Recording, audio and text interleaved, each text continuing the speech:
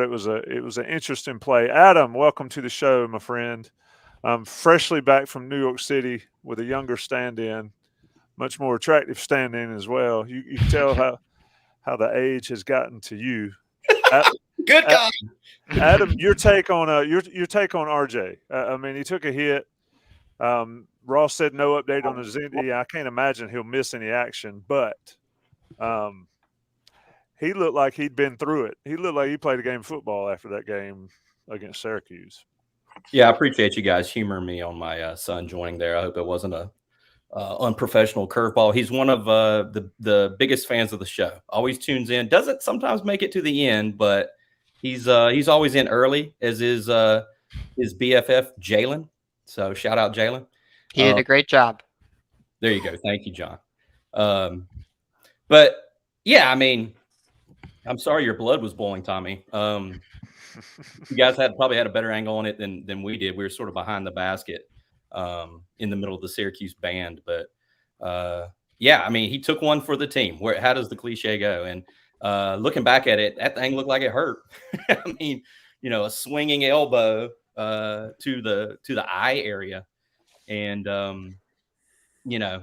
I think that's just a situation where, Judah Mintz, interestingly enough, Armando was talking about after the game that he was talking about their scouting report.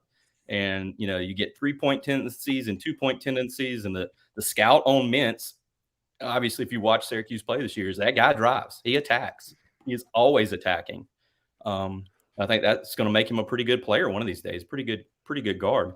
But Carolina had to have it in that situation, just like they had to have the Pete Nance almost miracle lay-in off of the Joe Girard save on the baseline.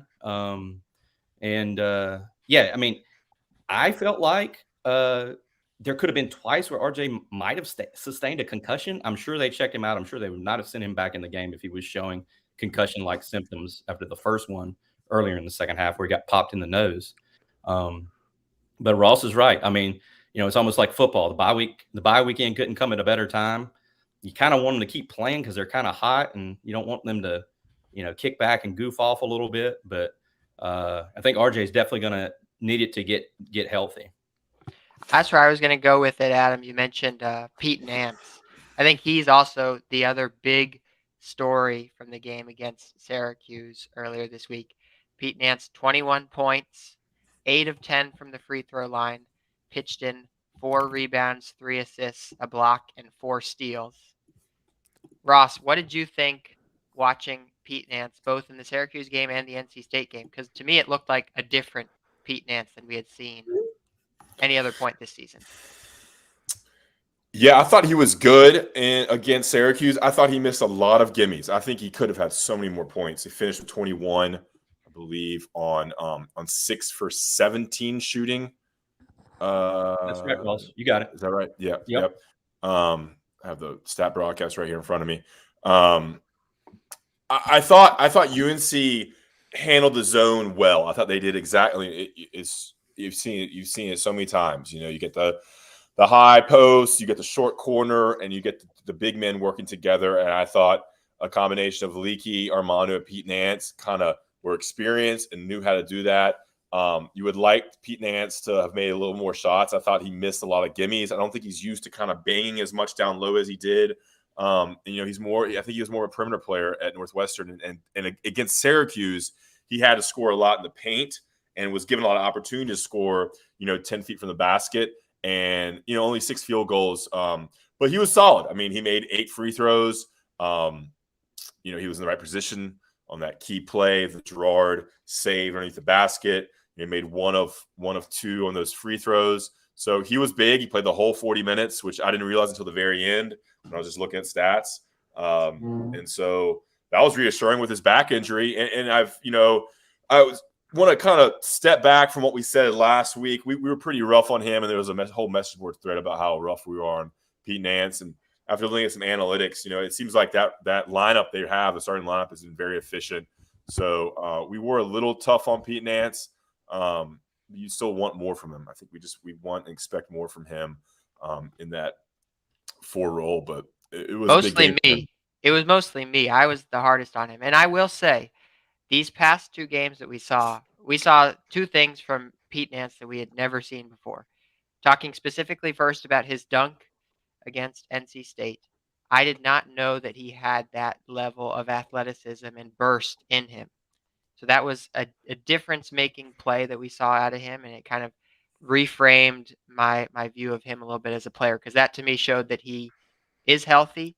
Maybe his back issues that we were seeing and that caused him to miss a few games isn't as big a deal than maybe we speculated. But then also, I think Syracuse, we saw him really, take over and lead the Carolina offense. It also helped that this was the perfect matchup for Pete Nance, the Syracuse zone. He loves the mid-range, and he was getting the ball consistently in that kind of that foul line area where he does so much good work.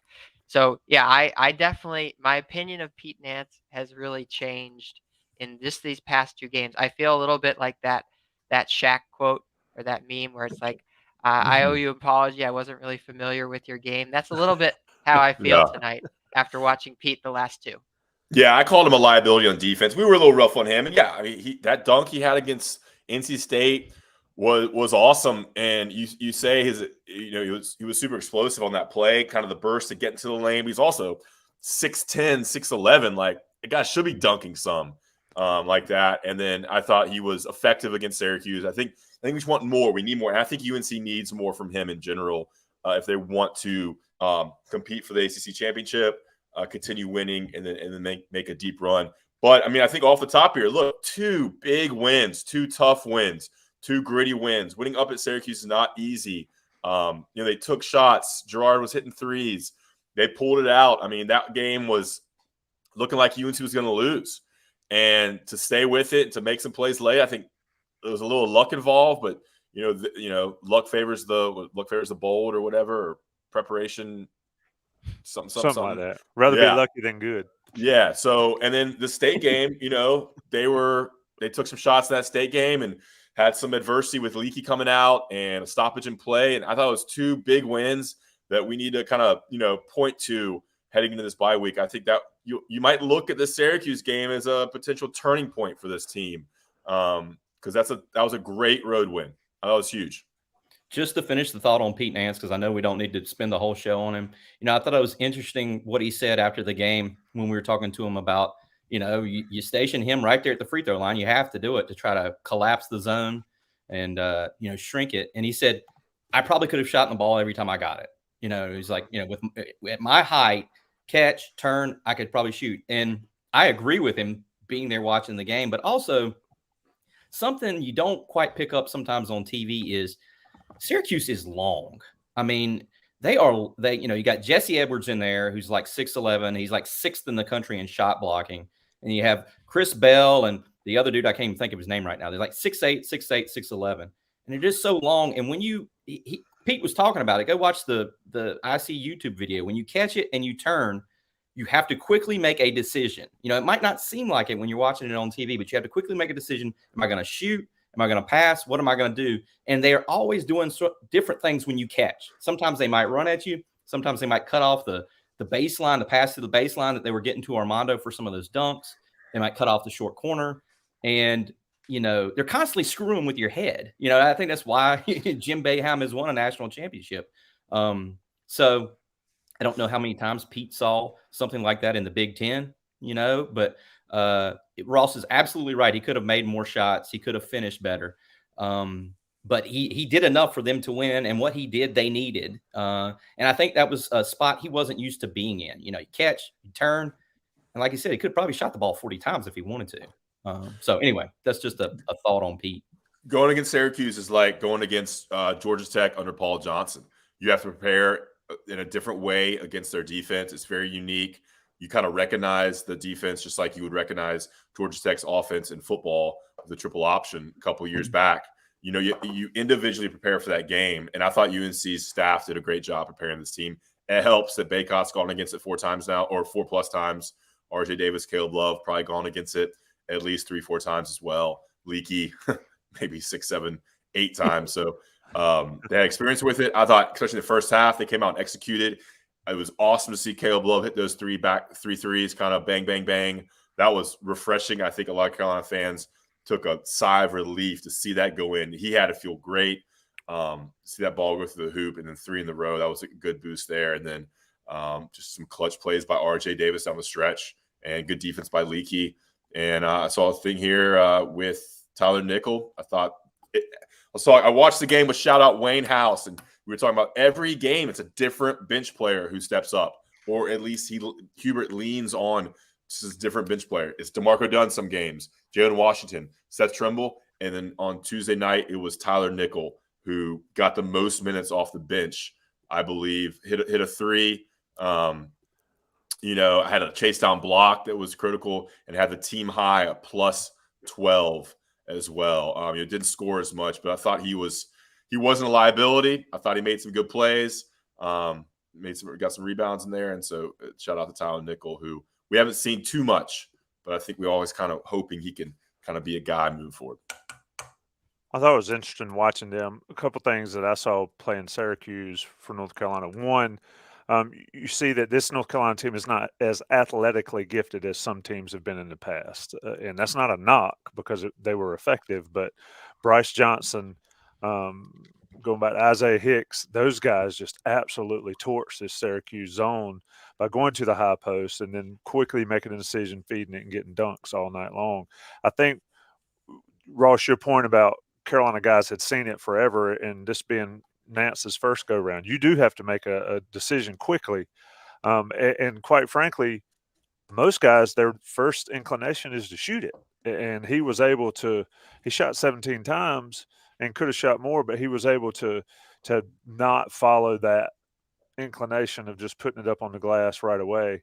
I thought North Carolina got away from that in the second half, not attacking it. But to Adam's point, this Syracuse team is a lot longer than they have been. Somebody in the chat mentioned Carmelo Anthony was the reason Syracuse won that title. And yeah, but Hakeem Warwick was on that team as well. And when you've got a guy that's 6'10", 6'9", with like a 7'2" reach, like some of these guys do now, that makes the zone, it's like playing against 6 people or somebody on a ladder. And so I think Syracuse is better than they have been. Jim Boeheim, God, I watched him in the media, ACC media. Ross, I think you might have been in there. You might have dipped out earlier. He was just not happy to be there. He never looks happy to be there on the sidelines. And then they mentioned the foul discrepancy. I mean, I would wager that Syracuse is always in the hole on fouls. Now, I'm not going to go look at Syracuse stats, but you play a zone, and it's not passive, but you play a zone. Of course, you're not going to get to the line because it translates into a more passive offense. And Carolina attacked, and same way they did against North Carolina State. So the bottom line is, to y'all's point, Carolina got a big win on the road in the ACC. They all count. And they get to go into the bye weekend, like Dewey said, with positive mojo. And so this weekend will be important for them. What you got, John? I think I saw a question. Oh, I was going to say there were 2 points, Ross, that you made I want to follow up on. First, I wanted to talk a little bit more about Caleb Love. And specifically, Adam, I don't know if you got the chance to talk to Caleb after the game, but did you get the sense that he thought his quote-unquote slump was over? Did you feel like he elaborated on him maybe turning the page? Did his teammates mention that at all? Or was this just sort of one good offensive night for Caleb? I may have a story on that coming to InsideCarolina.com. Whoa. No spoilers. No spoilers. Well, I mean, it was not to berate you in any way, John. It was such an obvious thing that jumped out, as you're starting to watch the game. I mean, he takes his first one, bang, hit his first 3. I think it was 3 in the first 8 minutes of the game. And, I've been thinking about it as I was going through some of the interviews from the other night. And yeah, we talked to Caleb. He's the first one we got. And I just wonder if, I don't want to say mirage, but if just the fact that Syracuse plays the zone makes it different, because those 3 threes that he hit all were catch and shoots. They were not off the dribble. And 2 of them, he had just the cleanest looks ever because he caught one from Armando.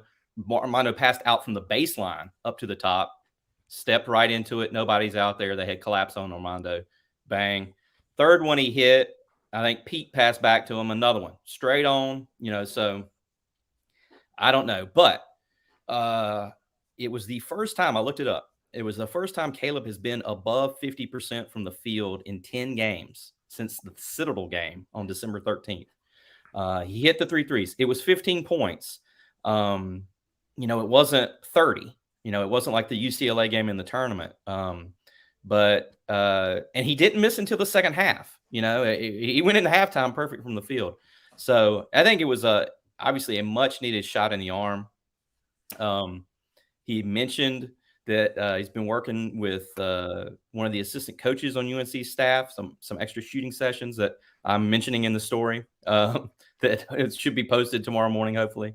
And that was one thing I thought about Caleb is, this guy, he always says, I trust my work, and he's not above like tinkering. I can distinctly remember Ross, I'm sure he does, him talking about a freshman year, like getting into meditation. Like he told us he had downloaded the Calm app. I'm assuming he saw a LeBron commercial and he started meditating. And this was as a freshman. And what expectations he had on him as a 5-star. I think Cunningham was the only point guard rated higher than him.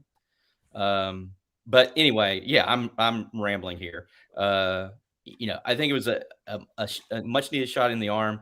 Hubert talked about after the Syracuse game that, a lot of it's about the shot selection because his confidence is not going to waver. It's about taking good shots. So we'll see where Caleb goes from this, but I think he needed it. He had been 3 for 22 from 3 coming into the Syracuse game. To your point, he shot him in rhythm. He shot him within the offense, and he looked good doing it. And I won't tip your story, but the coaching staff has 2 of the 3 best 3-point shooters ever. That's the lead of the story. Have you read it? No, but I'm good. I'm smart. No, but read Adam's story and read all about it. It might contain some good insight there. But yeah, Love. When Love is engaged totally and completely, he's what this team needs. I mean, he's what this team has to have. Is this game similar to the Virginia Tech game last year where they won at Virginia Tech? Obviously, they won against Syracuse.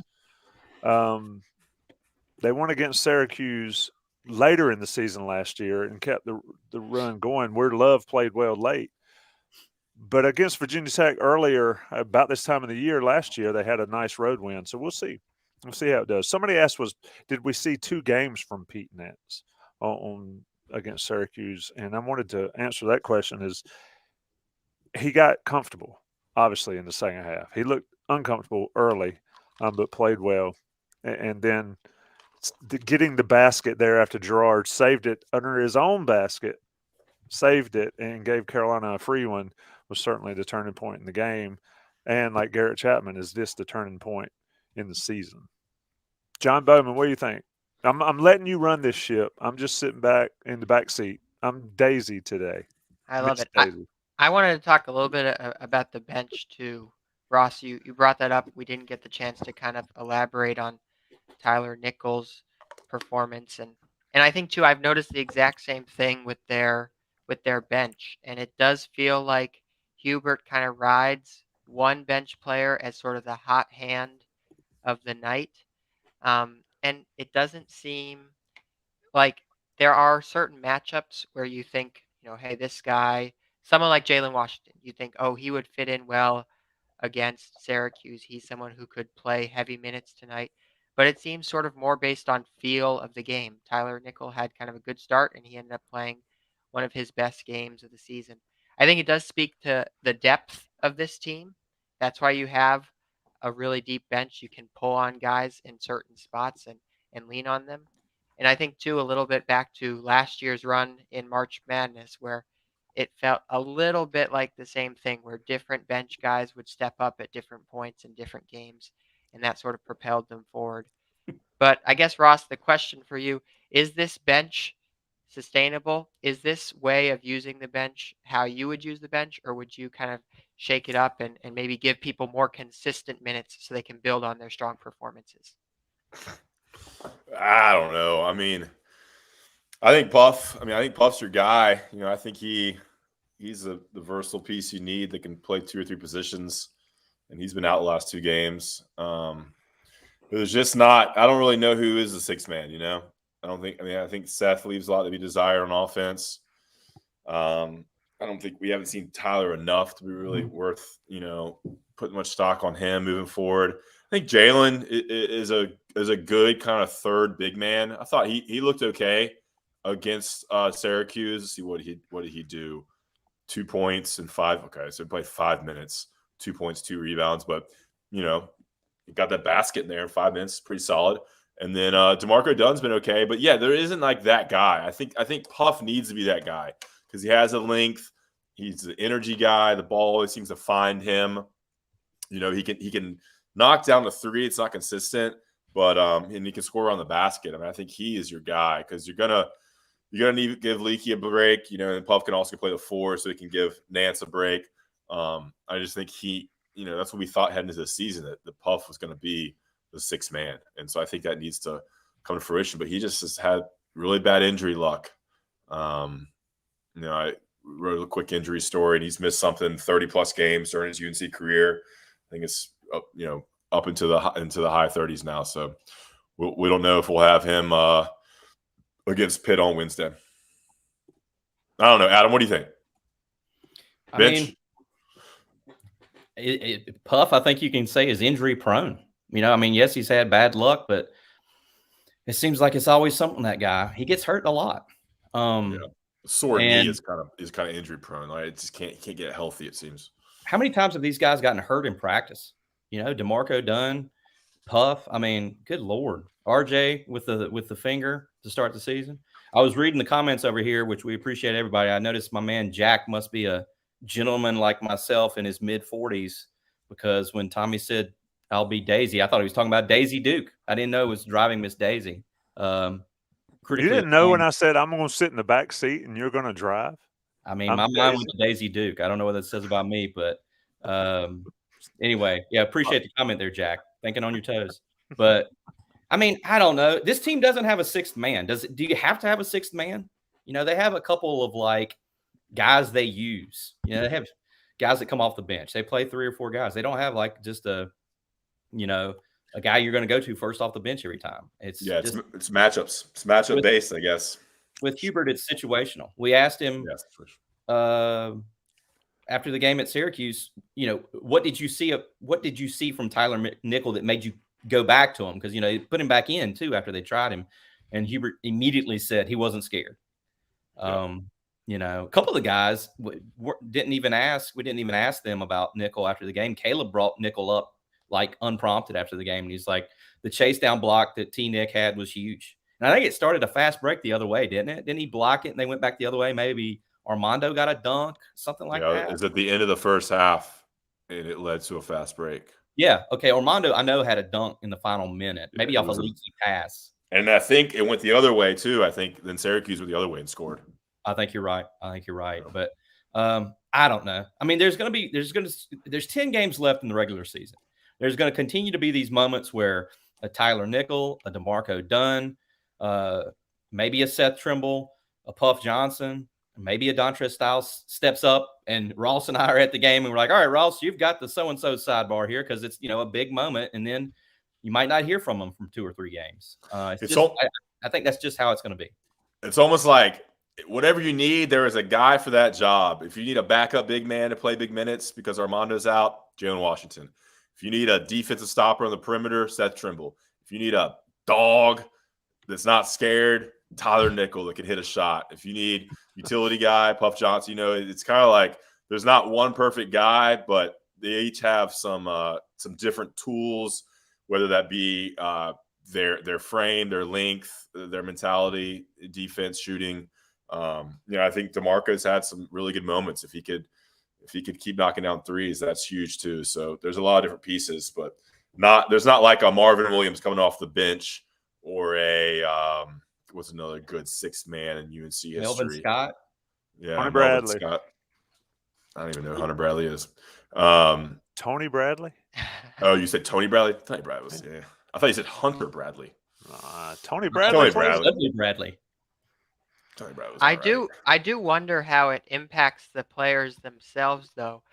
There's been some talk in the chat about the NBA model And obviously, I'm not an expert there, but I think in the NBA, the roles are very clear and it's very defined.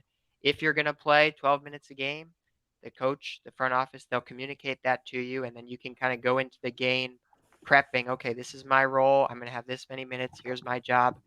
I don't know exactly how Hubert communicates with his bench, but I do wonder how it sort of impacts the mentality of the bench guys. Because on the one hand, they always have to be ready because they don't know when they're going to be called upon for big minutes. You have to keep your oxygen levels up because you might be Jalen Washington and play 25 minutes after not playing at all in a long stretch of the season, or same with Tyler Nickel against Syracuse. But also, if you're Tyler Nickel and you have a big game, you'd look for minutes to kind of build on that performance, but it's a little bit more mismatchy in that way. So I would be interested to hear how that impacts the bench players. And you can certainly get through a season like that, and you can win a lot of games that way. But also think about the long-term development and how they're kind of continuing to build on their strong performances on the bench. I think the thing that I have noticed, especially from Hubert Davis detractors, because obviously all coaches have some, is that they just don't like the fact that 4 minutes into the game, someone is not getting up and checking in just like he did 4 minutes into the last game and the last game and the last game.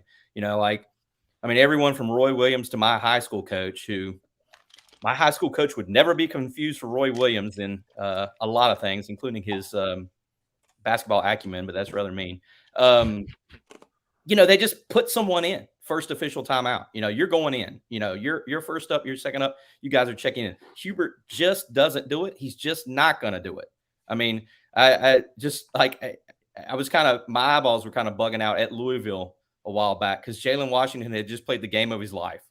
And I was like, okay, Jalen Washington is now a major factor in this lineup, this rotation. Armando Bacot had suffered what looked like a gruesome ankle injury. We didn't know if he was going to play. Tommy and Joey Powell asked me on the radio before the game, do you think you can get 30 minutes out of Jalen Washington today? And I think they're going to have to get 30 minutes out of him. I don't know if he can make it 30, but and then what happens? He got like 3. Armando played the first 15 minutes of the game. They didn't take him out until there was 5 minutes left in the first half. And I asked Hubert about it, and he said, I was worried Armando might get stiff and not be able to go back in, so I wanted to keep him rolling, and that made sense. What the heck? So I just think that that aspect of the way Hubert Davis coaches is always going to be dissected and put under a microscope and griped about. Is that he's not, think about it. Think about. I keep going back to high school. It was like, at the 3:15 mark, somebody got up and went to the scorer's table because someone was going to check in. It just was going to happen. It's just not how Hubert does it. He just doesn't do it. We've asked him if he has a substitution coach. You see a lot of teams that have substitution coaches. They tell the head guy, hey, let's get Johnny Bauman in, because we're 3 minutes in. That's just not how he does it. Now he could make a change, but that's not how he's done it through the first season and a half of the Hubert Davis era. A couple things before we go to break. Dewey Burke and Taylor Vippolis after the state game had a good conversation about this. So go back and find the state post game. I asked about Hubert's rotations. Dewey sort of laid it out and talked about trust. Vip also talked about the difficulty in being able to get into a rhythm when you don't know how long you're going to play. You don't know when you're going to play. And so there's a lot going on there, but I agree with you guys. Hubert's going to do it the NBA way, and his answer to the question, when people send us questions to ask the football staff, you got to understand you're going to get coach speak. But Hubert's answer is always going to be, guys, they're going to get an opportunity, but I can't tell them when. They just need to be ready when that opportunity comes. And so it might be tougher on the kid. It might be not the best way for the player himself, but it's the best way that Hubert Davis sees, and he's the head coach. George Lynch talked about it too. And Adam, I'll tease that story. We're dropping the George Lynch interview from Saturday on Inside Carolina Live tomorrow on the website. I heard he brought it on the radio show. Is that right, Tommy? I heard he was like strong to quite strong. He is he's an interesting guy, and he graduated In 93, of course, captain of that national championship team. So his words are worth listening if people hadn't checked it out. It'll be on the site tomorrow and on the YouTube channel as well, and probably on the podcast feed at some point. Let's talk Johnny T-Shirt and JohnnyT-Shirt.com. They're sponsors of this podcast, sponsors of the Inside Carolina, great friends of the Inside Carolina Premium subscriber. If you want recruiting information, whether it's Don Callahan, Sherelle McMillan, or Sean Moran, you need to be an Inside Carolina Premium subscriber, and you get swag for 10% off if you are. They got the jerseys, they got basketball, they got the women's team, they've got baseball jerseys, anything you could possibly want at Johnny T-Shirt Carolina related, they got, and they've got great deals on everything. And then that 10% if you're a premium subscriber. National Guys Pay the Bills. It is On the Beat Live, January 26th. We'll be right back. All right, boys. Second half of the show, we've looked back. Let's look ahead a little bit. Adam, we've talked about the bye. It's a great team. Hubert, great time. Hubert talked about it's a time for them to concentrate on them, maybe add some wrinkles and all that. But next week, Pittsburgh comes to town, and I've watched Pittsburgh a couple times since they played Carolina, and they haven't looked as good as they did since they played Carolina, but they're still dangerous. And then, of course, you got Duke, Wake, and Clemson after that.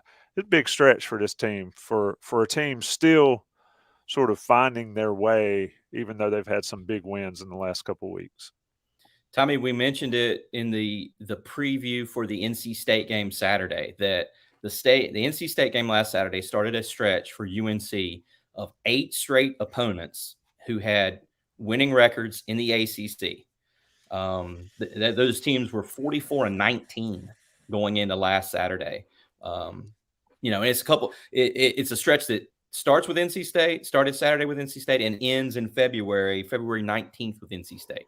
You got Pitt, Duke, at Wake, Clemson, Miami, at NC State.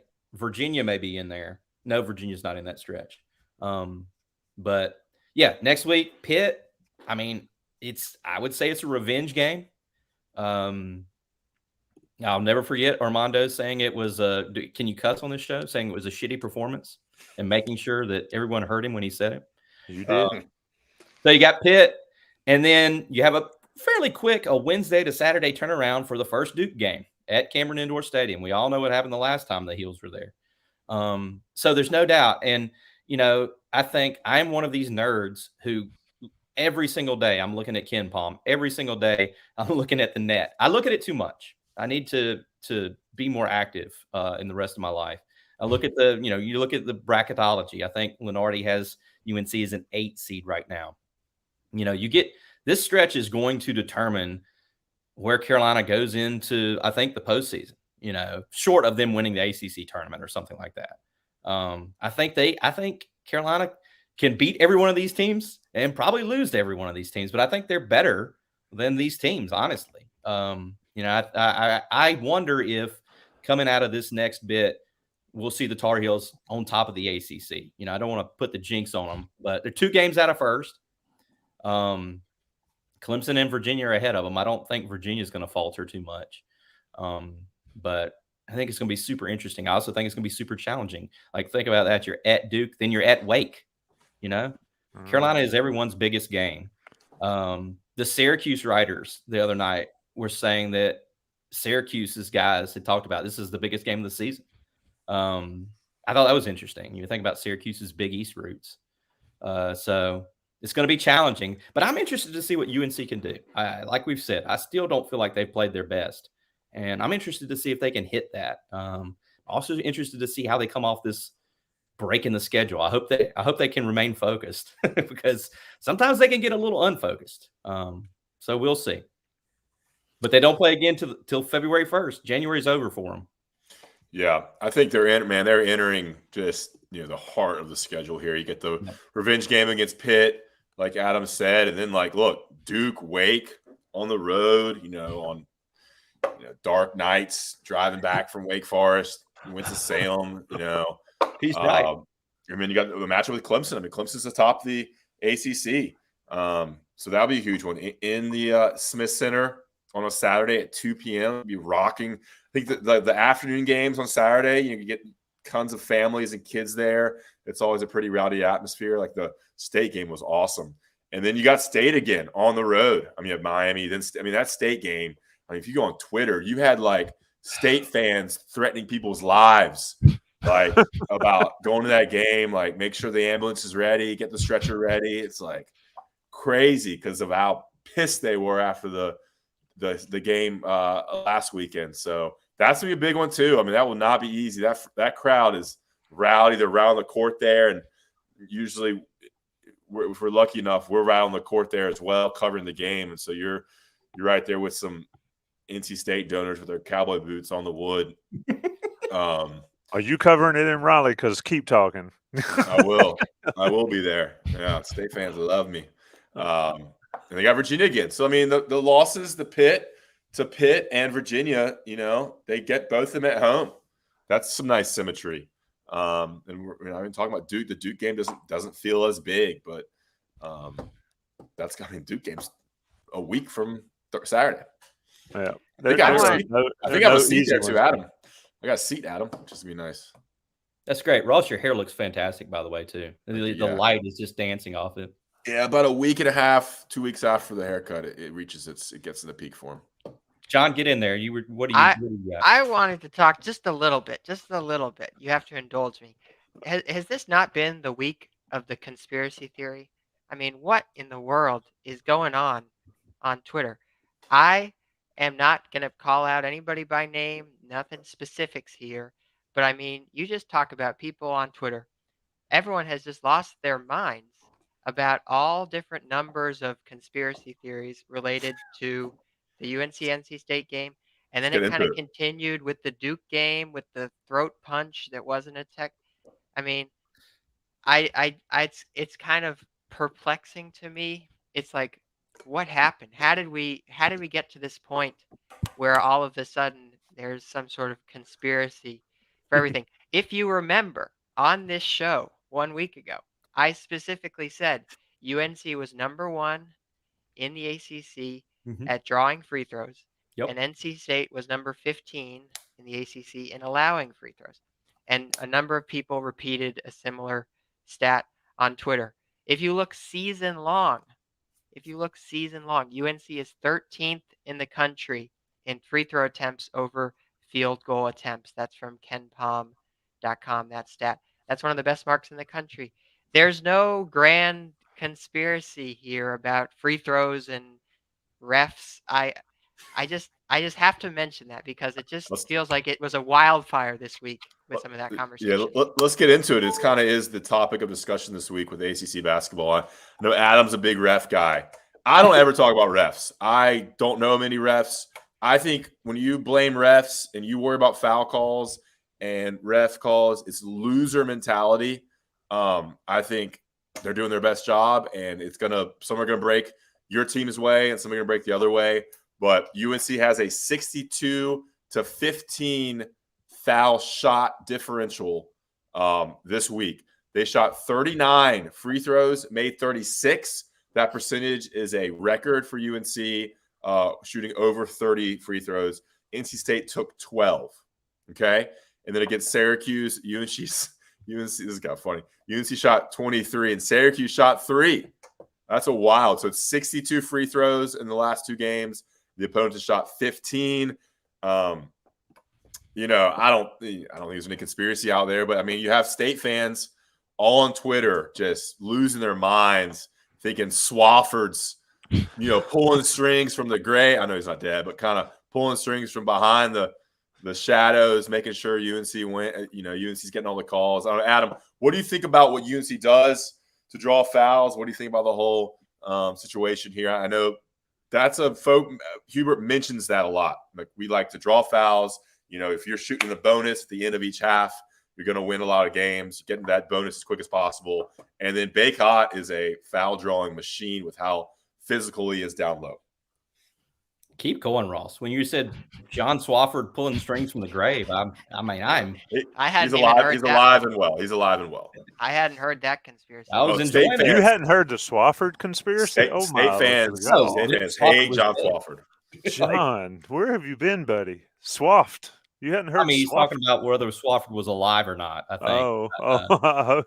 He's because alive. State fans been blaming John Swafford since conception for a lot of them. Anyway, Adam, he asked you a relevant question. Go ahead. Well, it's interesting that Ross was talking about, both games, the free throw disparity.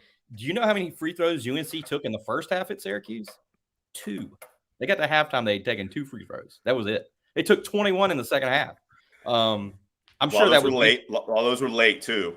True. I'm sure it was mentioned at the half too, because Ross is absolutely right.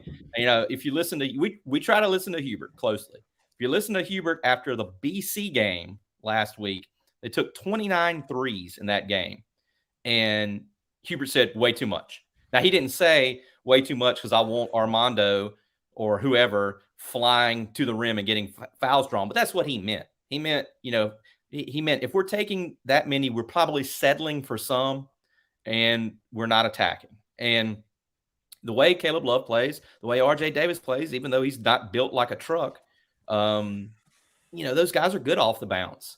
I think Leaky could draw a ton of fouls if he wanted to. There's so many times Leaky goes up, and I think he's going to dunk it, and he's like trying to lay it in. I don't know. I probably shouldn't tell Leaky how to play. But, what John said is exactly what I pretty much texted to a Triangle radio host, not the one that posted the Ethan Raggy photo, but we're there in the post game after the Carolina State game, and I'm getting texts from a guy who has a radio show in Raleigh asking me if I wanted to comment on the foul disparity. And I first of all, I was like, what the hell are you talking about? Why would I comment on it? Get off me, dude. But I told him that because that was one of my thoughts. I mean, granted, I didn't think it was going to be 39 to whatever it was, 12. But exactly as John said, no one draws as many fouls as UNC does. It's a huge margin. No one fouls as much as NC State does. No one. Chicken and the egg here. And again, I can understand if you're a Wolfpack fan, if you're a Syracuse fan, if you don't like Carolina, why you would be pissed about it. I get it. Here's something I was thinking during the NC State game. Ross knows I've said it. He's probably going to barf when I say it because I've said it so much. One of the refs that worked the NC State Carolina game, Tommy Morrison, you'll remember him from calling the phantom charge on Leaky at Pitt. You remember that charge call where I think it was Blake Henson for Pitt raised his hand like, yeah, I got him. And the guy calls an offensive foul. And Leaky literally said, what'd you just call? We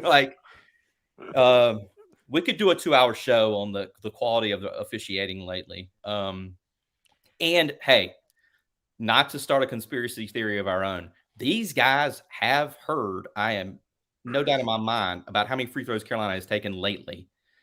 You've seen makeup calls in the game forever. I'm interested to see if the whistles get tougher for Carolina here in February, because these guys have been hearing about how Carolina gets all the calls. What do they used to chant? Carolina refs, Carolina refs. So that's what I think about it. I mean, RJ Davis went to the free throw line 14 times against State, made all of them. They probably shouldn't have fouled him as much. I think drawing fouls is a skill, and putting fouls on people is a skill and part of it. I do think a big part of it too is there has been a lot of frustration about the refs conference wide, college basketball wide this season. We all know too, with the high definition and the replays, you can analyze every call. But one last point, the UNC-NC State game, that was an 11-point game. UNC won 80-69. What conspiracy can make up for an 11-point margin of victory? I don't think the game, especially in the second half, was particularly close.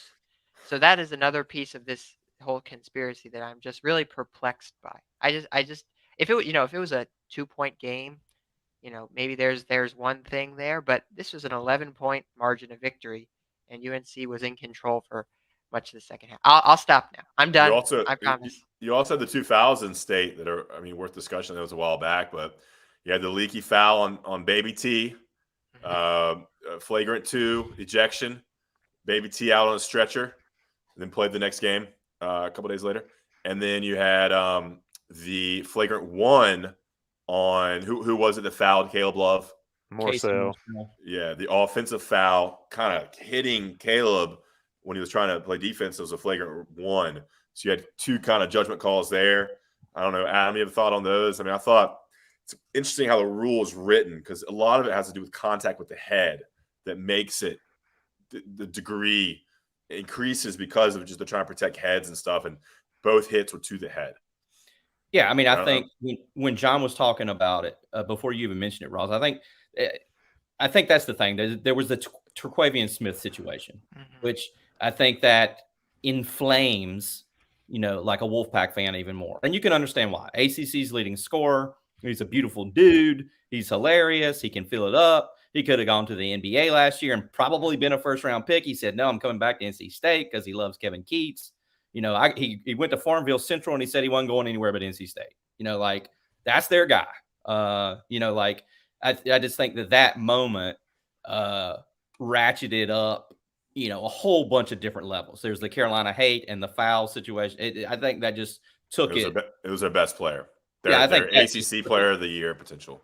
Right. I just think that took it way up into the stratosphere in terms of the rage for an NC State fan. And yeah, I don't think Leaky was. I thought it was a basketball play. I thought Leaky was trying to block the shot, which he got a piece of it. Then he hit him in the face. So, and if you go to the Virginia Tech throat punch on Filipowski, the way the rule is written, as Ross alluded to, contact above the shoulders. I know there's no way that Collins dude for Virginia Tech was intending to do that, but he still did it. I thought that should be a flagrant. Because, that was the celebration hit. Yeah, he got hit. He got punched in the throat. It looked like it hurt. John Shire said Filipowski was puking on the Duke bench. But they didn't call anything because obviously it was inadvertent. That would have changed that outcome of that game, that kind of call. And Jay Billis didn't say a word about it on Twitter, and he's very active. And if he's listening, he can answer it himself. He did the exact same thing when he played for Duke.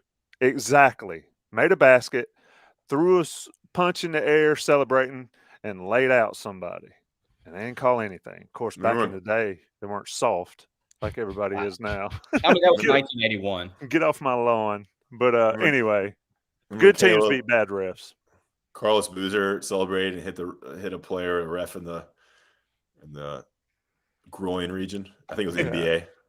It happens. That was and somebody referenced on the chat. Drew did.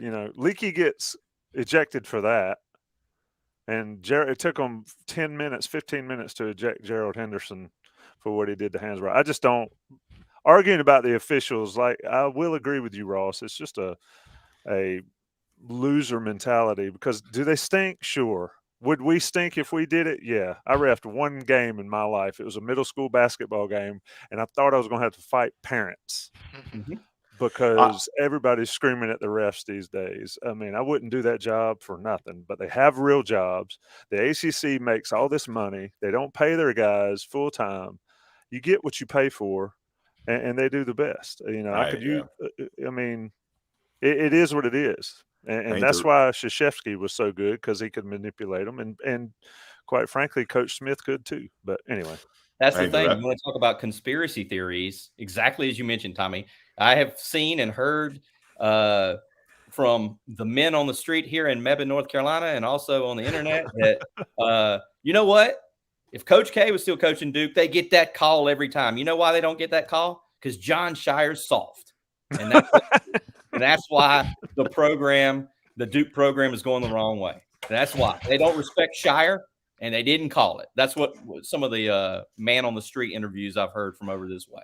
I could picture you walking down the street with your microphone, like holding up, trying to get comments. Go ahead, Ross. No, I just think the refs are fine. You for fans out there, UNC fans, State fans, if you stop worrying about the refs, it makes your life so much easier. I never worry about refs. Doesn't cross my mind. Never complain. It's just not it's not part of my following games. It's not like you complaining is going to have them switch the call. It's not worth getting worked up about. But fans, they're fanatics. Fans is short for fanatics. So it's hard to change that. Yeah, the only time I think that I can remember, and I've watched this way too long, the only time I can remember an official's call costing Carolina a basketball game pretty directly was Isaiah Hicks's foul against Villanova in 16 at the very end, where Villanova was at the end of the shot clock and they call some bogus mess in the lane on Isaiah Hicks. That's the only time I've ever gotten like, this is NC State getting mad level at officials. It is what it is. Folks, Ross, your point. Basketball is a beautiful sport. Worrying about what dudes in stripes are calling all the time. I mean, it starts. Somebody in the chat mentioned it, and I'm getting off of it because y'all will get me worked up. Carolina beat State by 50 points in the Smith-Center during Hansbrough's years. And State fans to this day say if they'd have called foul on Hansbrough in the first half, State would have won that game.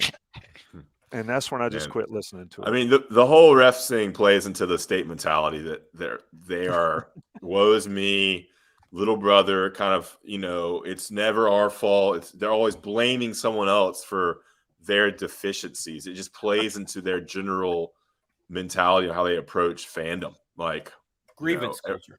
They're agreed. The world's against us. The ACC is against us. The refs are against us. I mean, it's just that's the mentality of State fans. It's always how it is.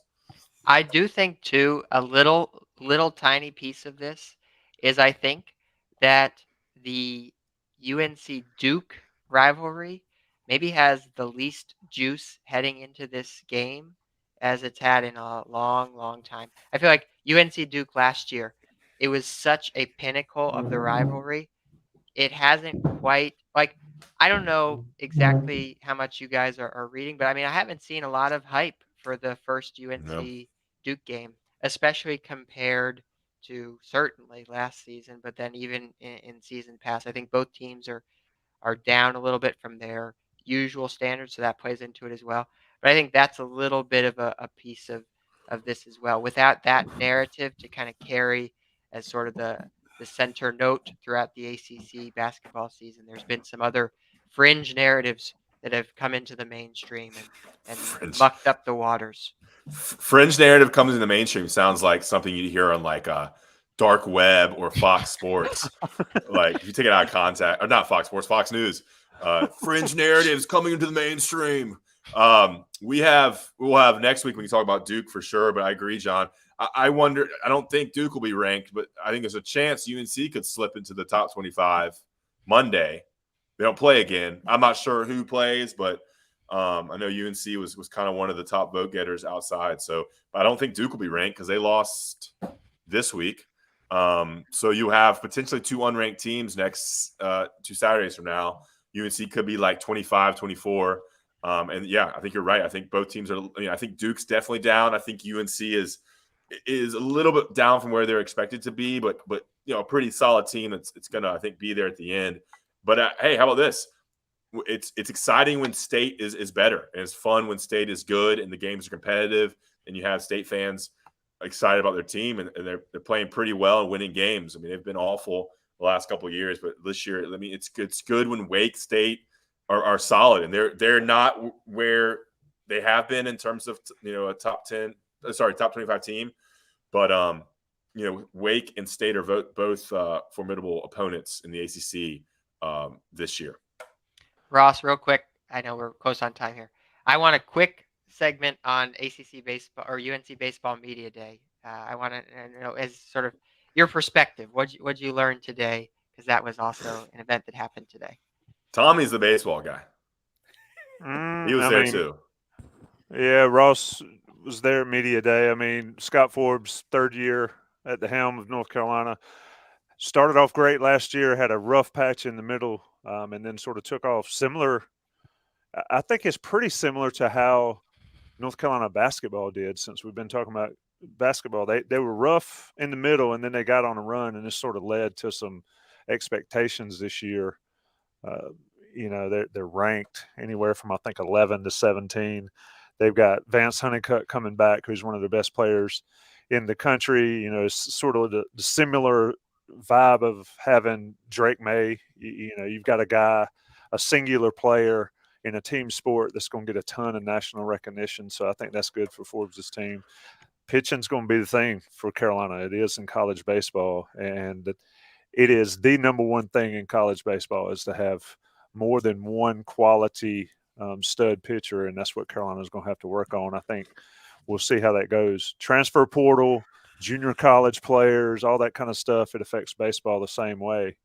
But it was pretty cool. You know, it's hard to get into baseball when it's 50 degrees outside and it's in January, but I think they'll be a pretty good team, and we'll try to have a little more coverage of the baseball team. I love it. Yeah, I mean, I love college baseball. Ross asked the question about beer in the Bosch. I'll give Ross credit. Yeah, I mean, go ahead. He asked the beer question in Bosch. I think it's relevant. But you also asked Vance Honeycutt about the cheer wine, and that was a pretty classic question. Yeah, I don't know shit about UNC baseball. So I was in there to film, and I didn't act like I knew what I was talking about. I wasn't asking any, technical questions. I mean, I don't know half the name. I don't know many of the names and teams. So I asked about Vance Honeycutt because I knew he's really good. So that was my one question to Scott Forbes. And then, I've been to plenty of press conferences. I know they work. So I didn't want to ask a little silly question at the front end. You wait until everyone's got their questions. And then, I asked him about beer in the Bosch. And he turned it into a question about fans and how, dude, if it gets more fans out, good. I mean, Scott Forbes he seems like the guy you kind of want leading UNC baseball. Kind of a good old boy, but seemed very sharp. I don't have much interaction. Adam covered the team last year, but I mean, he seems like the guy you want that can be the coach for the next 20 years for UNC. He's been assistant for forever for Mike Fox. And then he was on this show, right? He was on the show. He joined Gregory and I on the show when June of last year. It was after a big win. I remember. I think. Yeah, it was after the ACC championship win, and then going into the regionals. Look, that dude's a class act. Like you say, he's perfect for Carolina baseball. Krebs asking in the chat, did they have Davis Palermo? No, he moved on. They've got a ton of new guys. I think they said they have 12 new pitchers on the roster.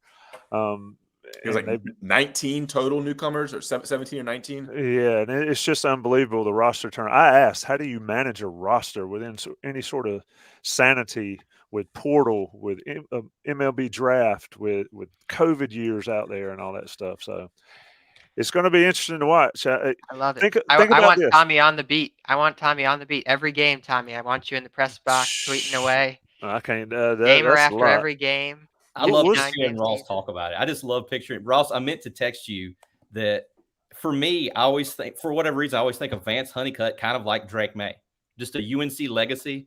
Both of his parents went to Carolina. He was baby blue from the start. I meant to text you that because I thought you could get a question out of it, and I'm sorry I forgot about it. But here, listen to this. Let's think about how this is now. People talk about how Carolina sports or whatever, but in 2024, you can conceivably have the number one pick in the NFL draft in Drake May, the number one pick in the Major League draft in Vance Honeycutt, because he's not eligible this summer. Right. And if one of these 2023 guys or somebody reclasses, you could conceivably have a top 5 pick in the NBA draft for Carolina sports. That's a lot of conception, Tommy. That is a lot of conceptions that turned out to be pretty good ball players. Go ahead, Ross. Let's close it up. If Ian Jackson is that good, that'd be awesome. It's been a while since UNC has had anybody drafted that high in basketball, so we'll see. A lot to talk about. Carolina baseball starting, Carolina basketball on a bye week. Pitt next Wednesday. We'll be back next Thursday on the beat. Check us out. Like I said, VIP shows coming out up in the rafters. Greg Barnes and I are doing Next Level on the money, NCAA and the money. George Lynch interview. Check it out on YouTube and probably on the podcast feed. There'll be an article on the site. And as always, everything else that we do at Inside Carolina, it's out there for you. Johnny T-Shirt and JohnnyT-Shirt.com. John, Adam, and Ross. I'm Tommy. Peace.